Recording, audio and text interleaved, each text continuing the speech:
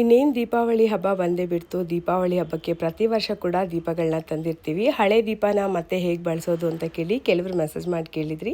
ಹಾಗಾಗಿ video share ಮಾಡ್ಕೊಳ್ತಾ ಇದ್ದೀನಿ. ಒಂದು ಪಾತ್ರೆಯಲ್ಲಿ ನೀರಿಟ್ಟು 1 ಟೀ ಸ್ಪೂನಷ್ಟು ಬೇಕಿಂಗ್ ಸೋಡಾ, ಸ್ವಲ್ಪ ವಿಮ್ ಲಿಕ್ವಿಡ್ ಅಥವಾ ಸರ್ಫ್ ಪೌಡ್ರನ್ನ ಹಾಕಿ ಚೆನ್ನಾಗಿ ಕುದಿ ಬಂದಮೇಲೆ ದೀಪಗಳನ್ನೆಲ್ಲ ಅದರಲ್ಲಿ ಹಾಕಿ ಒಂದು 5 ನಿಮಿಷ ಕುದಿಸ್ಕೊಂಡ್ರೆ ದೀಪದಲ್ಲಿರುವಂಥ ಜಿಡ್ಡೆಲ್ಲ ಹೊರಟೋಗುತ್ತೆ. ಅದಾದಮೇಲೆ ಒಂದು ಸಾರಿ ಚೆನ್ನಾಗಿ ತೊಳೆದು ಲೈಟಾಗಿ ದೀಪನ ಸ್ಕ್ರಬ್ ಮಾಡಿಕೊಂಡ್ರೆ ಕಪ್ಪು ಕಲೆಗಳೆಲ್ಲ ಹೋಗುತ್ತೆ.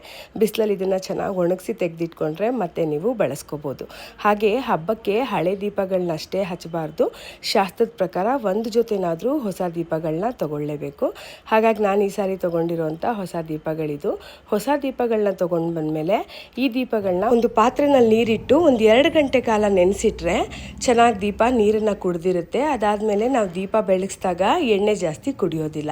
ದೀಪ ಎಲ್ಲ ಚೆನ್ನಾಗಿ ನೆಂದಿದೆ. ಈಗ ಇದನ್ನು ನಾನು ಒಣಗೋದಕ್ಕೆ ಇಡ್ತಾ ಇದ್ದೀನಿ. ಇದನ್ನು ಚೆನ್ನಾಗಿ ಒಣಗಿಸ್ಕೊಂಡು ನಾವು ತೆಗೆದಿಟ್ಕೋಬೋದು.